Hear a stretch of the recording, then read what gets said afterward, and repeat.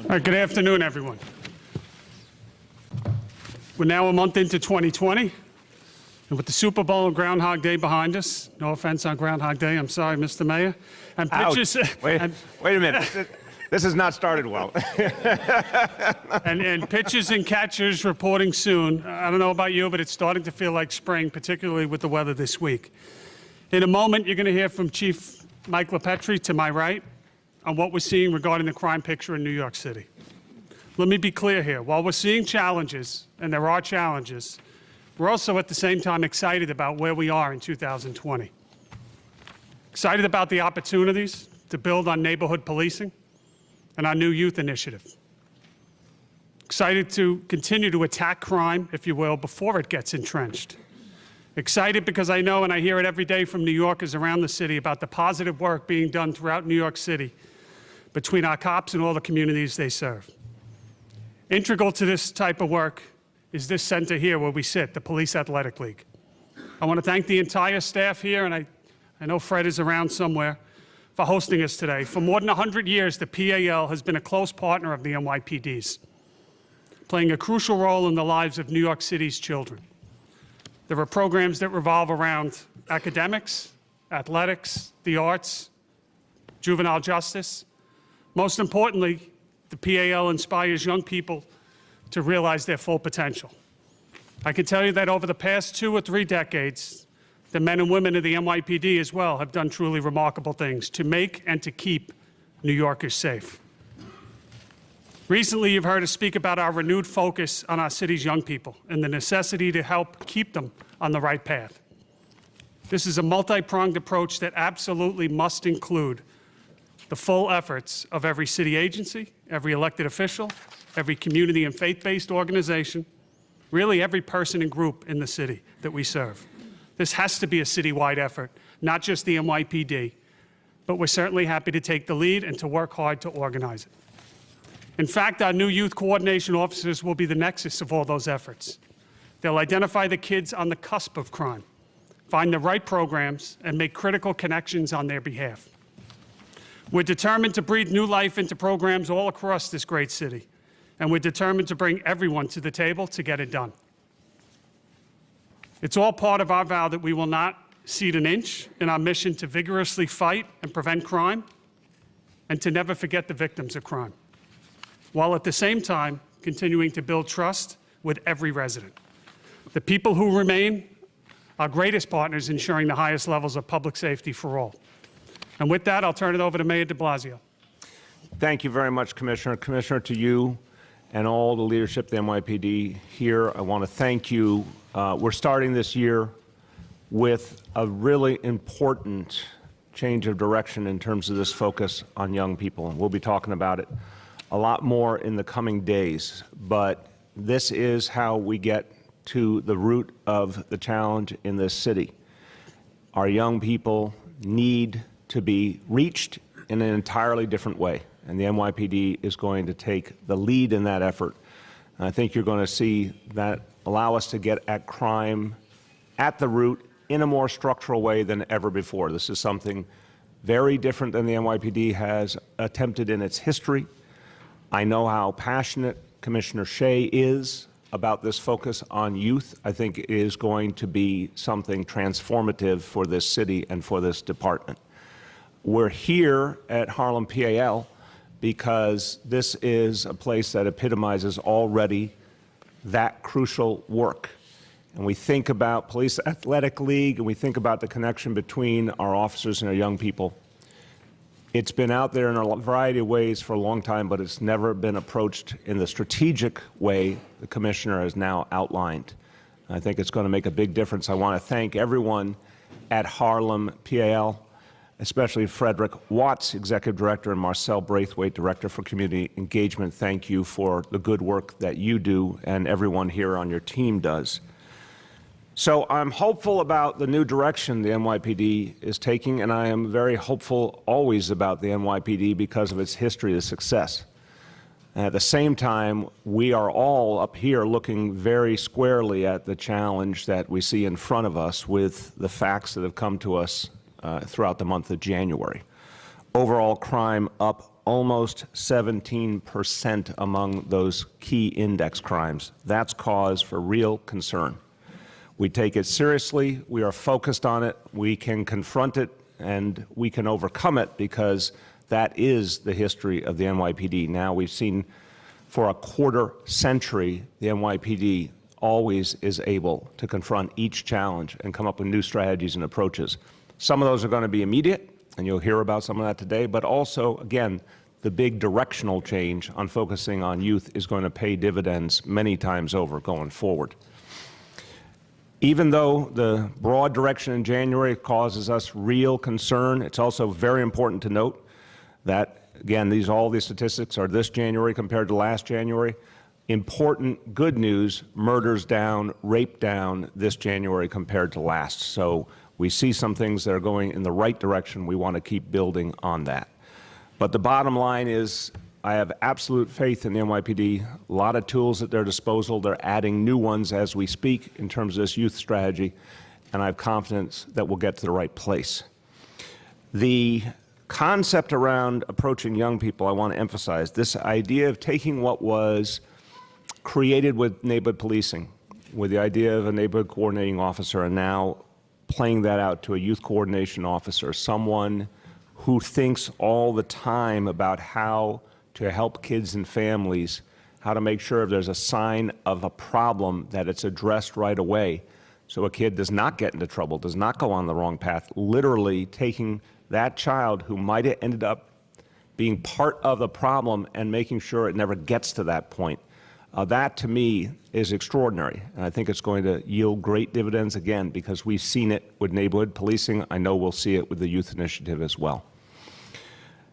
The fact is we have great examples, and this PAL Center is one of them, where there's been a very tight bond between officers of the 2-8 precinct and young people in this community. We've seen what it can do when that is fostered. It's going to now go to a much higher level all over this city.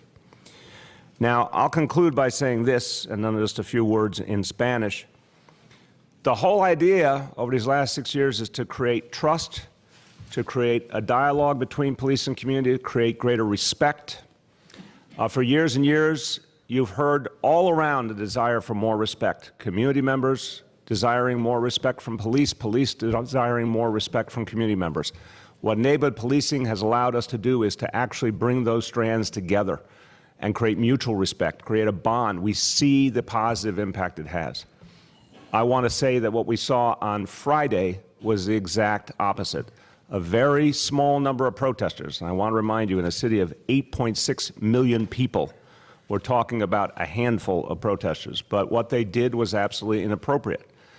They claimed to be representing a cause, and yet what they did would not help any cause. Vandalism doesn't help any cause. Spewing vile at police does not help any cause. It was disrespectful, did not represent the views of the overwhelming majority of New Yorkers. And I want to be very clear, that kind of thing isn't going to move us forward. And you did not see New Yorkers pick up on that and engage that very small group of people. I think a lot of people were repulsed. I certainly was one of them. So I just want to say that kind of activity gets us nowhere and is unacceptable. What we need to do is respect each other. And I want to say what I think New Yorkers saw, but I want to say it very vividly. It is not easy for our officers who are there to protect everyone's democratic rights, and they did so brilliantly. They protected the right to protest even when horrible and inappropriate things were being said to our officers. But that's, again, an indication of the quality of NYPD. Our democratic values are upheld every day by the NYPD. And it doesn't matter which cause or which position is being taken by protesters, the NYPD treats everyone the same and maintains the peace. So I want to commend all of our officers who on Friday had to put up with a lot, but showed a lot of professionalism the whole way through. With that, a few quick words in Spanish. En el mes de enero hubo más crimen en general, pero menos homicidios.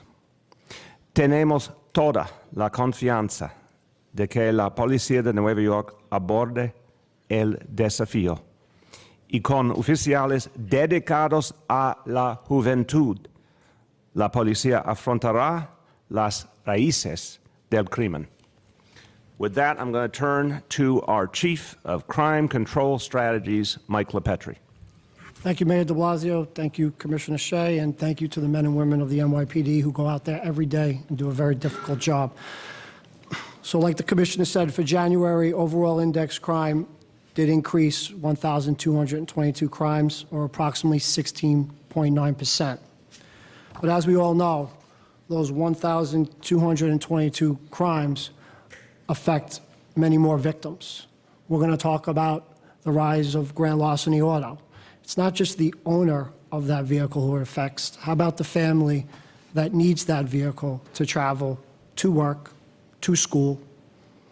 How about the family of 3, 4, or 5 that their house got broken into? It just doesn't affect the owner of the residence. How about the children that have to sleep there every night knowing that somebody broke into their house and went through their bedroom and stole things from their residence? So let's think about the victims, not just crime numbers.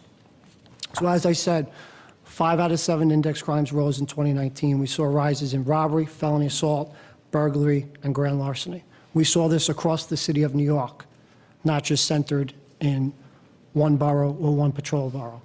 Every patrol borough rose in these 5 major categories, with Staten Island seeing a very slight decrease. Shooting incidents rose in January of 2020. 67 shooting incidents with 80 victims compared to 52 with 56 victims last year. And I will get specifically into each one of these index crimes. Overall housing crimes rose 8.7%, or 32 crimes. We saw an increase in the borough of Manhattan, specifically housing borough Manhattan North, saw an increase of 27 crimes. What's driving those crimes? Robberies. What's driving those robberies? The same thing that drove the robberies for the past 6 months of 2019, that continues to drive the robberies of 2020. Young groups of youths robbing other young victims, targeting their electronics. Transit crime. Transit crime saw an increase of 60 crimes. When you look at where those crimes are increasing, Transit Borough Brooklyn, specifically Brooklyn North Transit, saw an increase of 25 crimes, again, being driven by robberies. Same motives of what we've seen citywide, young groups of individuals robbing other young victims. As far as hate crimes, the mayor touched on the hate crimes. We've seen a decrease in hate crimes this year, 29 versus 38. When we looked at the decrease in the motivation of anti-Semitic, we're also down 21 versus 25. The vast majority, 16 out of those 21, are being driven by swastikas. Murder. We've seen an increase in murder, 23 victims versus 29, 22 this year. We have 1 reclass from 2020.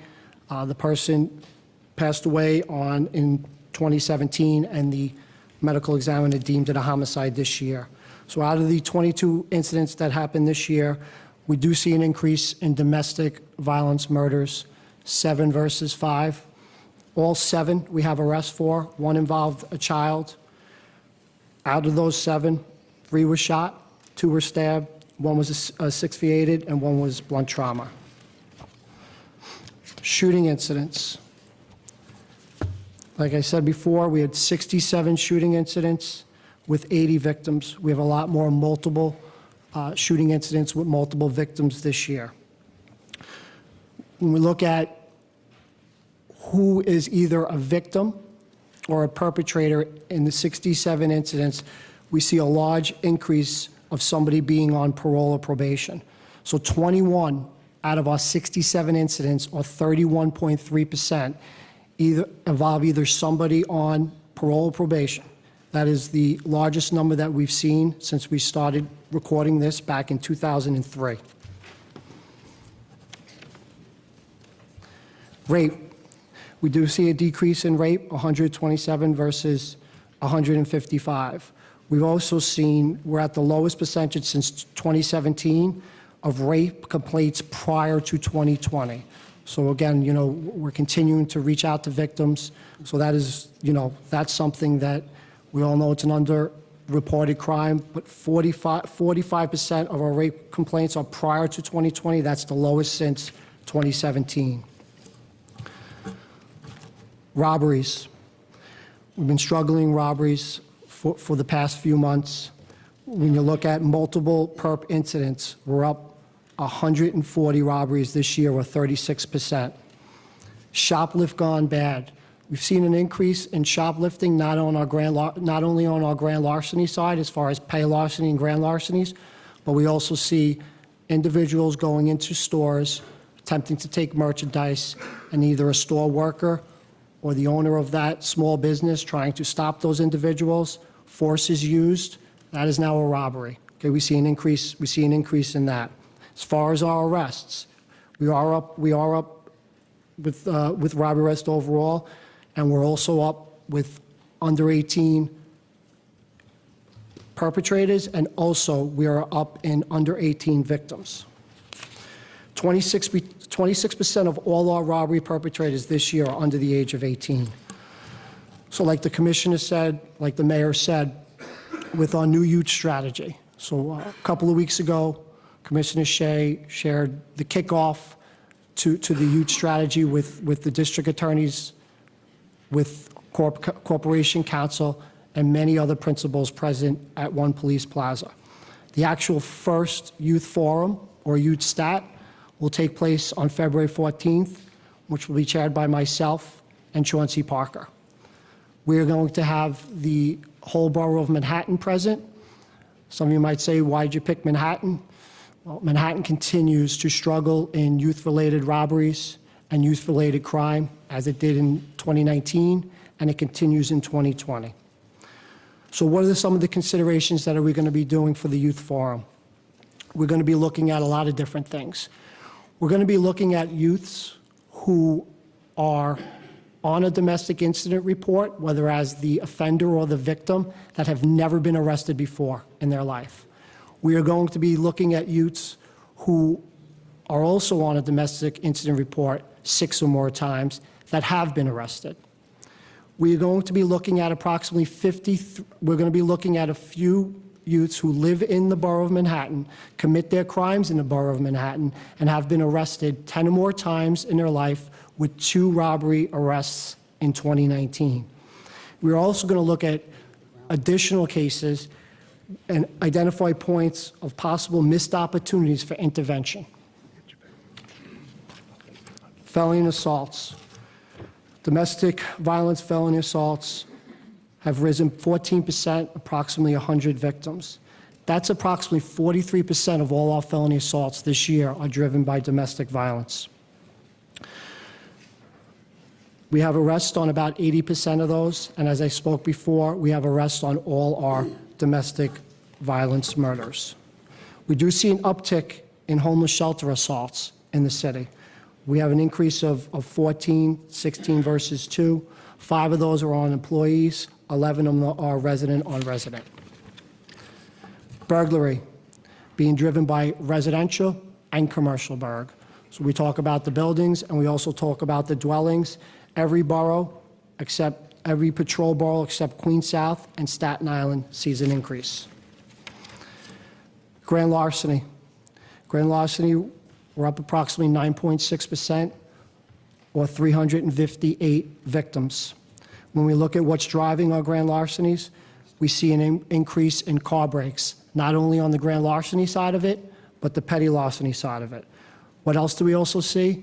Shoplift, not only on the grand larceny side of it, but the petty larceny side of it. Again, these are individuals going into hardworking people's business or other large corporations, taking property and leaving.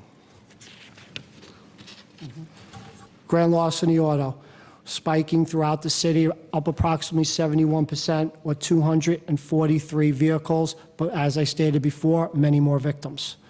What's driving those grand larcenies? key fobs being left in the vehicle, cars that are left running. We also see an increase in Ford Econoline vans. We've seen this before. Unfortunately, they're older. A lot of these are older models. They're easy to steal, and perpetrators do use those Ford Econolines for other crimes.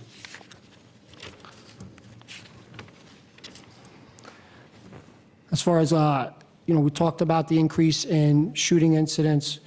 The city, one of the toughest things to do, one of the most dangerous things to do is take a gun off the street. So we do see an increase in gun arrests. We do see an increase in felony arrests. Thank you. So I want to apologize. I noticed as Mike's talking, I think looks like we have some technical difficulties there. Hopefully we get it squared away with the PowerPoint. I think it was showing some old slides, but I'll start with on topic, crime. Commissioner, and I guess Officer who spoke, what do you think is driving this spike in so many of the index crimes since the beginning of the year? Yeah, Katie, so I think I'm well on the record. Some of my concerns of late. I've gotten a few people said to me, well, how are you so positive? I'm so positive because I know the work of the men and women of this department and what they're capable of doing. So challenges are not something new that's thrown up in our way. Mike, Terry, every Thursday chair a ComStat meeting where they drill down with incredible level of sophistication onto what's driving crime in New York City. And we're going to continue to do that. We're going to continue to keep New Yorkers safe. I know you said it before, but do you attribute it to the new bail reform? Listen, Katie, I'm on record. But the important thing here is what are we doing about it? And what are we doing to keep New Yorkers safe? And that's something that we all agree on. We will do everything in our power to make sure that we remember the victims. We do everything we can to prevent crime in New York City. And I purposefully started out with the youth strategy today because that's tackling crime from beyond the traditional ways that we will attack crime, working with our partners in the criminal justice system. That's probably an even more important aspect to this. Attacking crime, building upon neighborhood policing that so much with Rodney to my right, Fausto to my right, Terry to my left, have put into place in the last couple of years, and keeping people from ever getting involved. This, where we are sitting here, is the prime example of that. So, I have utmost confidence in all of our partners, but most importantly, the people that put a blue uniform on every day, that will keep people safe. Ashley? Commissioner, in your editorial in The Times, you said that you predicted that the bail reform would facilitate the release of people who were responsible for hundreds of crimes. Is there any evidence from January arrests that any of those people were released because of the bail reform, the new bail law, who would not have been released under the old law? And how do you compute that? I'll keep it as brief. I think the answer is yes. I mean, I stand by those comments. I think that, with the passing of the new law, we saw a pretty dramatic increase in the people that were let out of Rikers in accordance with the law, and that's something that we will deal with. And to the second part of your question, we have seen, Mike could get into example after example, but we have seen examples of people getting arrested post January 1st and then getting rearrested. So I think the answer to your question is yes. But again, this is not our first rodeo either in the NYPD. And laws come and laws go, and we adapt. And the dedication of the men and women of this department, the ingenuity to build cases differently, to work with our partners in the criminal justice system, to work with the people that live and go to work every day in these communities, to get them involved. We have a challenge here, but we will get past this challenge, and we'll continue to drive crime down in New York City. But is there any hard data? Because there have been examples in the tabloids and other papers, but is there any hard data that there are people being released who would not have been released under the old law who have reoffended? Yes, and we can follow up and get you that data. Commissioner, talking about the bail issue is one of the factors that maybe apparently behind the crime increase. Are there other things you've given thought to, such as the marked reduction in stop and frisk, which may or may not eliminate criminals? No. I think that, listen, this is what I've done for the last 6+ years. And probably whenever I do leave, and there's no plan to leave, but what I will be most proud of is how we changed how we police in this city and gotten more effective by doing less stops, Tony. So that precision piece, I mean, if you went to a single CompStat, you would hear precinct commanders, lieutenants of detective squads, sergeants talk with incredible clarity and detail about their subject matter expertise and talking about individuals, what school they go to, or who their parole officer is, or when they were arrested last, and how we have changed how we police in this city, moving away from 700,000 stops. We do not want to go back there, and that has no correlation to me, and that is my opinion, where we are today. We can absolutely continue to drive crime down without going back to that. Marcia?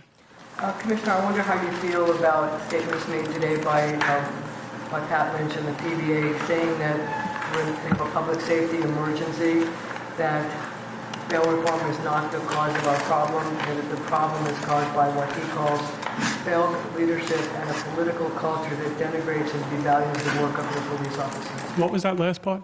He says that the problem is caused by what he calls failed leadership and a political culture that denigrates and devalues the work of the NYPD. This is a question for you and for the mayor. Yeah, I would disagree with that. I think that, you know, when times get tough, that's when it's more important than ever to work together. And that goes within the police department, within the union ranks, within elected officials and everyone else.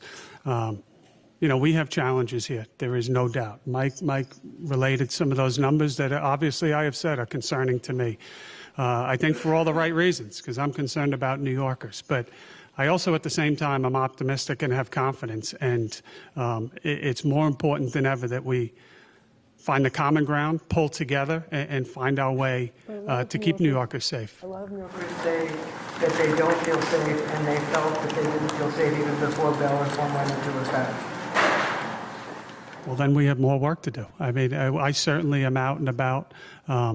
That's our prime goal. Whether you talk about a month or two ago when we went through that pretty significant uptick in hate crimes, and I've been out there many times myself. I know Terry has, I know Fausto has, and that's by design, to make people see us, to talk to people, to engage with people, but also to make them feel safe. And so it's a multi-layered. It's about the deployment and stopping it and making people feel safe. And I'm sure that you could find somebody that feels that way, but then we have more work to do, and that's really what our job is day in and day out. Mr. Mayor? Yeah, Marcia, I really think there's two kinds of people in New York City. There's people who are rooting for New York City and people who are rooting against New York City. Look, I'm here with the leaders of the finest police force on earth who have driven down crime the last 6 years in a row while building a much stronger relationship with communities. I give them immense credit for doing that. And by the way, you take the big picture look, it's been a quarter century of success for the NYPD. So if the head of a police union or anyone else wants to say that this city's going in the wrong direction, they are rooting against New York City. They are wishing for New York City to fail, and that's for their own political reasons. Let's be clear. You cannot look at a quarter century of consistent progress and ignore it. Everyday New Yorkers get that. They're smart. They understand the NYPD has done an amazing job, and they like the direction. And not just some, I'm talking about the vast majority of New Yorkers want to see a tighter bond between the NYPD and communities and feel we have left a lot of those divisions in the past. So we're always going to have challenges. But if you have faith in the NYPD, this is the great irony. Do you have faith in the NYPD or not? I do. I do. Maybe Mr. Lynch doesn't. I do. But he's basically saying that you haven't supported the... I'm telling you, show me how we could drive down crime for 6 years in a row, put 2,000 more officers on the street, repair the division between police and community, and that's not progress. Of course it's progress. But, Marcia, there are some people rooting against New York City. Let's be clear. Some people think that's advantageous to their political position. Some people think that helps them get attention. It's really, really clear. If you have eyes to see, you know it's the safest big city in America. That doesn't mean the work is done. There's lots more work to do. But it's the safest big city in America. That's just a fact. Gloria? Commissioner, so it sounds like you are directing that you do see a correlation between the increase and the changes to bail reform. And I know you said you were on record, but I just wondered if you could go further and if you could respond to advocates who are saying that the police department shouldn't be drawing a conclusion based on a month of police data, that that's not enough information to draw a trend. And for the mayor, I wonder if you agree with the conclusion of your police commissioner, which is that there's a direct correlation between these two changes. I'm going to jump in, and I understand it is the job, I respect it. It is the job of the media to ask the same question over and over, day in, day out, week in, week out. We've both spoken to this a bunch of times, very clearly, and we are in the same place. Now, I think the statistical point, I'm just going to say it as a layman. I'm not the expert some of these guys are. We saw things emanating from this law starting to take effect months ago, and obviously now it's in full effect. But the bottom line is, one, we've been 100% clear and we are unified on what we feel. Two, we want to act on this productively. So my view here is we've raised concerns. We're in dialogue with leaders in Albany about those concerns, and we want to move forward. In the meantime, this police force can handle anything thrown at them. They always have. So I for one, am not going to keep repeating what I've said a bunch of times. It's there. But what I'm confident about is there's a way forward, not only in the ways that we're going to adjust strategies and specific approaches, which is what CompStat is all about, but also I believe the dialogue in Albany will be productive. Commissioner, can you speak to the criticism that there isn't enough information to be coming up with a trend? I think I've said it before, Gloria. When I say something, I'll say it because I think it has to be said in terms of speaking up for the victims of crime. I stand behind what I said. But again, we have to work together now. What's the way forward? I'm wondering, because there's protests in Albany happening today with some of the other law enforcement unions. They're asking for these rollbacks to be considered, and we're at a CrimeStat press conference, so I'm not sure. Let me just, I'll say the last thing on this. Another reason why I'm optimistic here, because I think we on the law enforcement side, as well as the defense side, and well as the prosecution side, have a unique lens into how the criminal justice system works. I think that every time I speak on the bail reform, it's in support of it, in the principle of it, why it was done. I think that is all essential part of this discussion. Leveling the playing field, being fair about criminal justice in New York. I think we can get to a good place with small fixes. Tony. Commissioner, related, we've talked about this. Apart from bail reform, has been the issue of discovery reform. Thanks, Tony. Is that a different topic, Tony? Well, it's sort of a different topic. It's like a new chapter, Tony. Was the discovery changes and the possibility, and I think there are fears that witnesses were going to be intimidated in coming forward, did that throw neighborhood policing sort of a curveball? Well documented, Tony, that it's a concern of mine. But again, I've been all around this country. Where would you rather be than New York City, with everything that New York City is, with every different neighborhood, with the people that you meet? People in New York City and our cops, we will get through this. Is it a challenge? Absolutely, it's a challenge. But we will find our way out of this. Katie? Bill, Thank you. question, and it's for you and it's for the mayor. So I know there's an uptick in assaults in homeless shelters, and I was wondering if there's any indication as to what's driving that, and for the mayor, if there's any concern about the security at these homeless shelters. I know the security company at one of the top homeless shelters is under investigation for contract issues. So is that a concern? Is that something that you and DHS and DSS, if you try, are looking at with the NYPD? Yeah, the crucial part is the with the NYPD part. So, Katie, for years and years, there was a fundamental mistake made in the city, which is that the NYPD was not connected to shelter security. And what we did a few years ago is we devoted the idea of, ourselves to the idea that the NYPD would supervise shelter facility and train shelter security and train shelter security. This was a watershed to take the ability of the NYPD and ensure that shelters were being made secure in a much more modern, effective way. That doesn't mean it's over. There's obviously a lot of complexities to keeping a shelter safe, and we're looking at everything when we see a situation like that and anything we need to improve. But I also have seen real progress, and I am convinced we can continue to make the shelter safer. And I think it's interesting. For a long time, people were looking at a statistic, very importantly, were homeless people coming off the street, and the connection between their concerns about safety and whether they're willing to come off the street. We now saw with Homestead 2,450 people come off the street. That is an indicator that the message has gotten out there. The security situation is better and there are shelters you can go to and be safe, but we definitely have more work to do.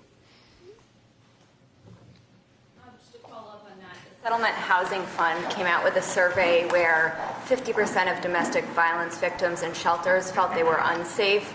And it's largely because the HRA shelters don't have capacity for all the victims in the city.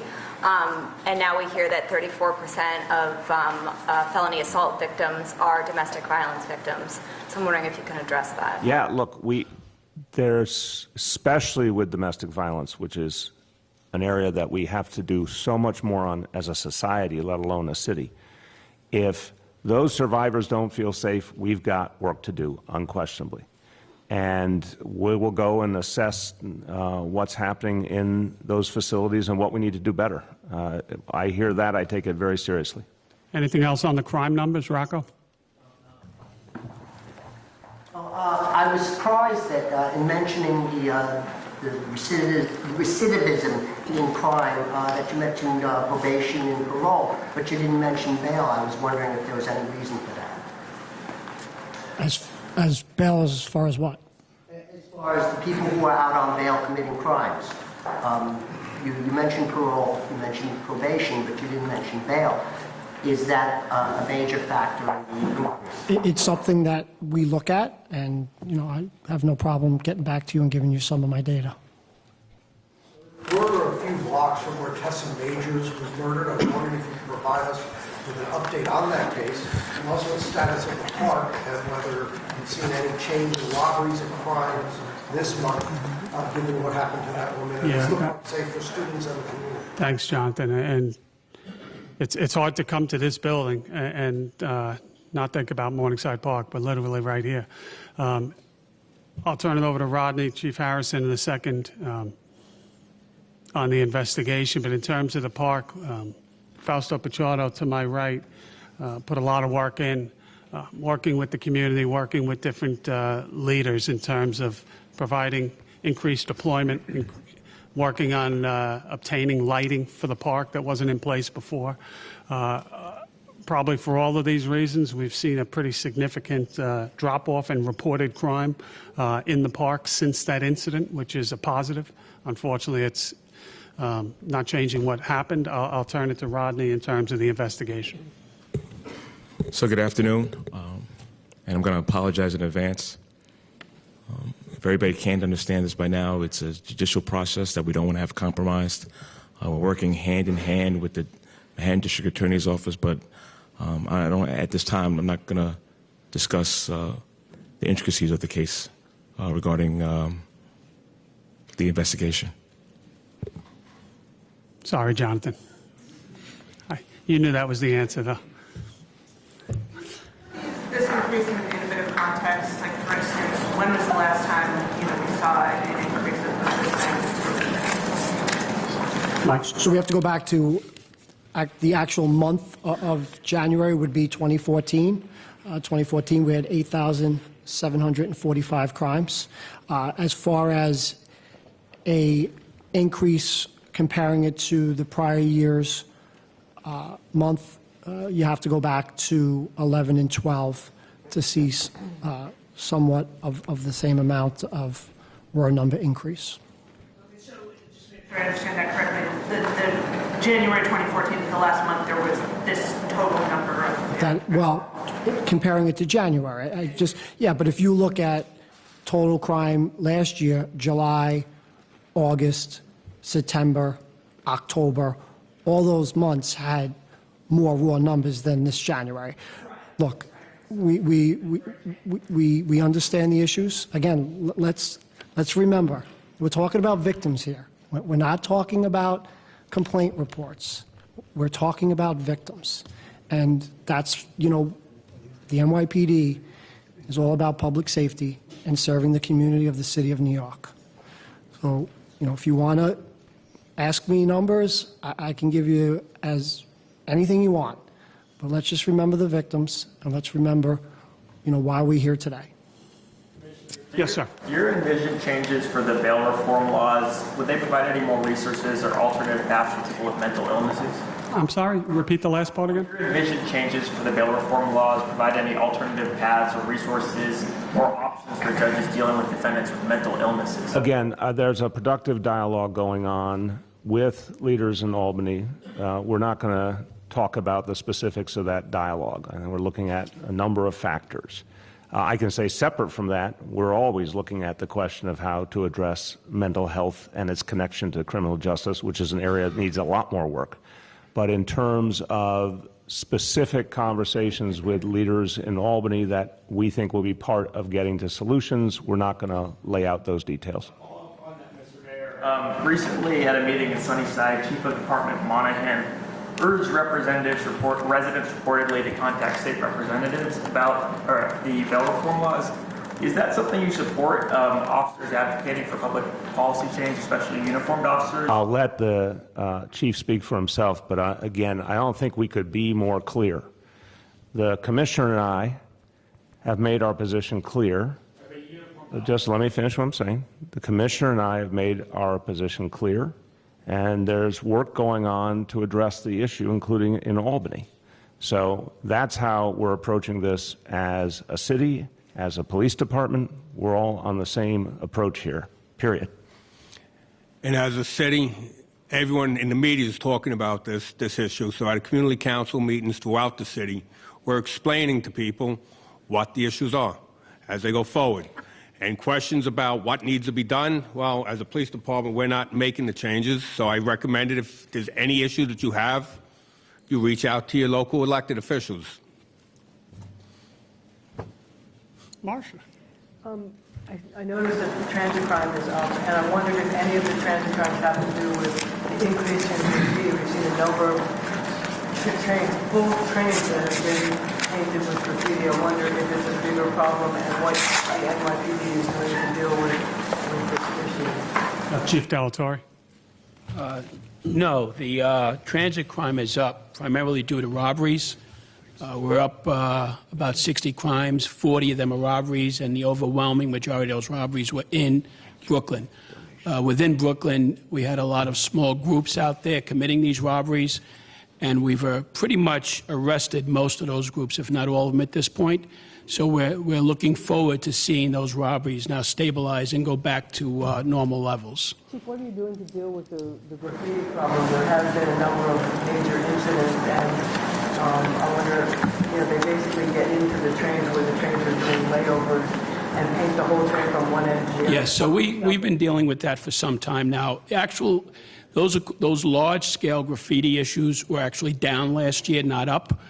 We have specialized teams that work with Interpol and international police throughout the world, actually, to track these tourists that come into New York to commit these graffiti crimes. We track them, and we've had some significant arrests in those areas as well. So you think that there are tourists that are doing this? We know that in the past there have been tourists that come to New York for that purpose, to graffiti a train.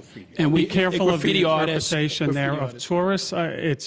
We certainly have homegrown people that do graffiti from time to time, but we also have people that do this for a living. And they come here and they travel from city to city, in some cases from out of the country. I wouldn't quite label that as a tourist, but I think you know what I mean. I guess the question is, there have been a number of instances in the last week or two where whole trains have been taken from one end to the other, with great abandon. And I wonder if you have any idea who these people are, if you have any hope of arresting them. No, that's still under investigation. But we do know that, again, it's these traveling artists, for the most part, that come from other parts of the country, sometimes in the city and sometimes other countries. But I'm surprised by that last part of the question. Does the NYPD have any hope of arresting someone who... Marcia, just come on. You showed your hand a little there, with all due respect. The question was... I'm giving you an answer. I'm giving you an answer. The NYPD has an extraordinary record of arresting people who commit crimes. We take graffiti very seriously. We take quality of life very seriously. Again, you either want to root for New York City or you want to root against it. So let's be clear. If some people have graffitied a train, the overwhelming chance is they will be found and arrested and prosecuted just like every other crime in New York City. This is the finest police force in the nation. I don't know if you or anyone else has suddenly lost faith in it. Well, I think that's your problem. But the fact is, this NYPD knows how to fight crime and takes graffiti very seriously. Mr. Mayor, my question had to do with the fact that if it was somebody from another country, if you were going to go to another country and arrest this person. I'm simply saying, it's just, let's not smokescreen this. Does the NYPD know how to fight crime more effectively than any police force on earth? Yes, and they find perpetrators constantly. Let's be clear about that. Gloria? You mentioned the youth initiative, and you said we're going to be looking at youth and misintervention opportunities. And you mentioned a specific number of crimes and people. I just wondered if you could elaborate what exactly that means. Are you going to go back to find young people who have offended and do what exactly? So that's what part of youth stats about. There are going to be many different agencies at the Jack Maple Center to talk this out. And again, we are going to be asking Corp Counsel, we're going to be asking the Manhattan DA's office when it comes to prosecution. Is there something more that we could do to better prosecute these crimes? We're going to also be asking Corporation Counsel and the Manhattan DA's office for certain things. We're going to be speaking to probation about the adjustment period and what they can tell us. Can they tell us certain things? Also, when I say missed opportunities, I mean looking at juvenile reports, maybe the most minor offenses. Did we follow up with that juvenile? Did we follow up with his or her guardian? Maybe it's a school issue. Did we follow up with the principal of the school, whoever it might be, the family coordinator from the school? So again, this is a multi-pronged approach using many different agencies. Are there opportunities in that neighborhood to existing services that maybe the officer that responds to the initial incident doesn't know about, to connect that kid that the mother is calling the police and saying, the son and the daughter had a fight, or the son and the daughter broke something, or I can't control my son. So I think that there's incredible opportunities to connect to services, to work with other partners and providers. And that's one of the things that resonate with me when I go around the city.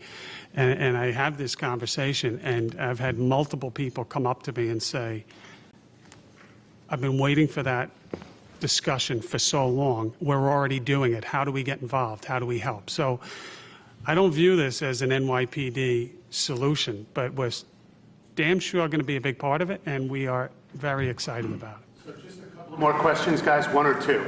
I'll do Julia and then Ashley.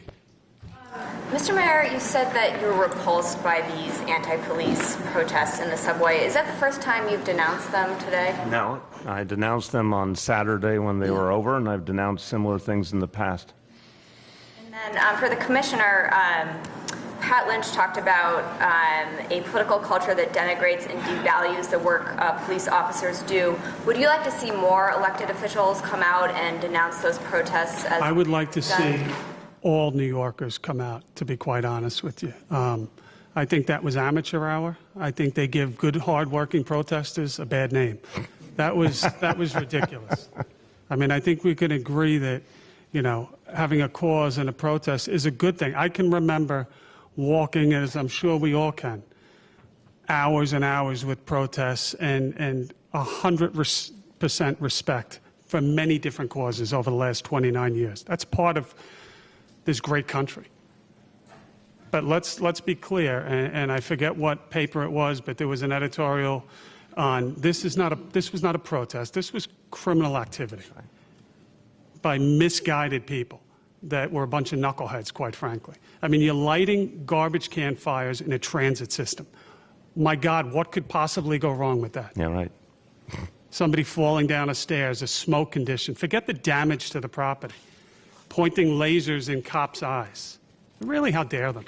And we thank them for being stupid enough to videotape most of what they did, because Rodney's detectives will be relentless to make sure they all get arrested. Have you done any demographics on who these people are? I'm not done. Hold on. Really. Throwing a lock at a plate glass window so a woman sitting inside the restaurant gets glass in her eye. I mean, they should be ashamed of themselves. And to end where I started, every New Yorker should denounce it. That's not to say against protest. Protest is great. It's a healthy thing. But this was not a protest.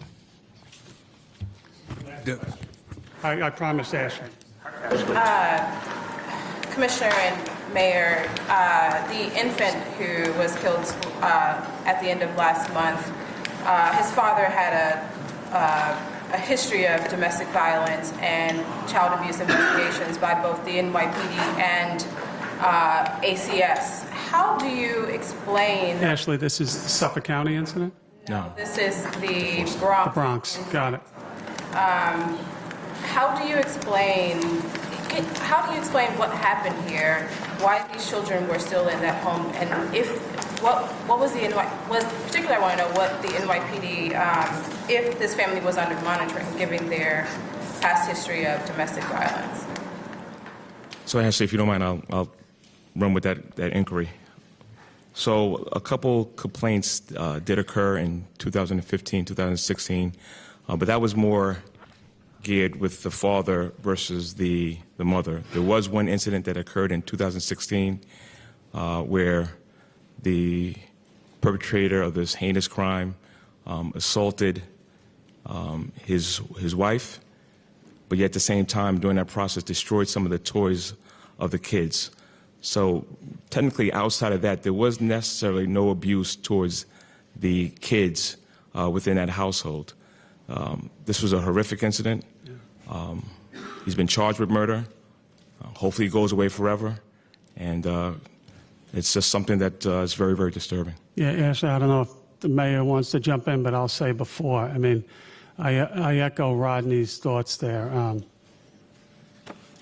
As a parent, as I'm sure all of us feel, I mean, what a terrible, terrible incident. Anytime we have an incident such as this that occurs, whether it's a domestic violence homicide, an incident with a child, there's an intensive review that takes place in Chief Monahan's domestic violence unit, that takes place through the CompStat process to learn, what, if anything, could be done differently, what, if anything, was missed, where are there gaps in the system.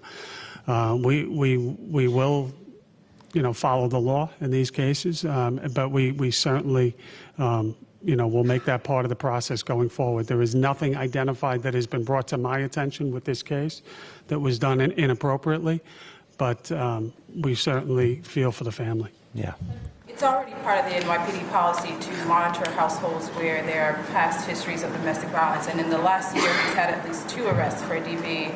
So I'm wondering if they were in fact being monitored. And I would also like the mayor to address the ACS investigations, given that there were multiple. But there is a process that is outside the NYPD determining taking children out of a home. So that's not something, if there was an imminent fear in a particular situation, then ACS would be notified and ultimately a judge would make a determination. We do follow up on domestic violence incidents routinely through this city, try outreach. We have domestic violence officers as well as advocates that are assigned in every precinct and throughout PSAs throughout this city because we put such a priority on it. But unfortunately, we still do have incidents that take place from time to time. Ashley, okay, go ahead.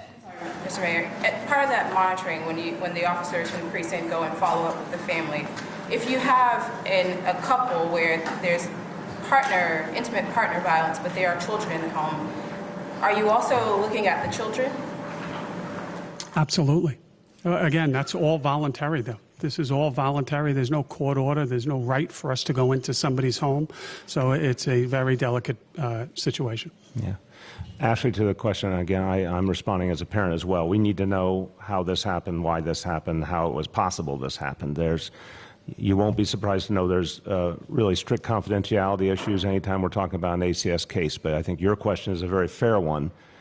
Is there the kind of coordination that we need to have between all different agencies to make sure a child is safe? That's exactly what we're looking at right now, and we'll have more to say as we get the full investigation back.